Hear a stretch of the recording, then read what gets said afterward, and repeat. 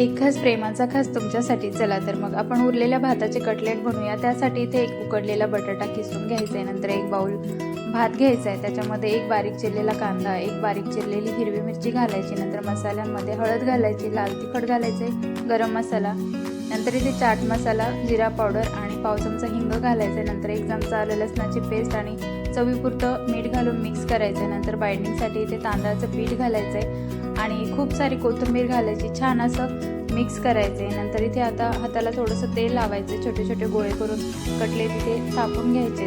नंतर पॅनमध्ये तेल घालायचे आणि हे कटलेट आपल्याला शॅलो फ्राय करायचे. जोपर्यंत दोन्ही बाजूनी छान सोनेरी आणि कुरकुरीत होत नाही तोपर्यंत हे चांगले फ्राय करून घ्यायचे. तर बघा आपले गरमागरम राईस कटलेट इथे तयार आहेत. ते तुम्ही पुदिना चटणी किंवा टोमॅटो सॉससोबत खाऊ शकता. रेसिपी आवडली असेल तर व्हिडिओला नक्की लाईक करा आणि चॅनलला सबस्क्राईब करा.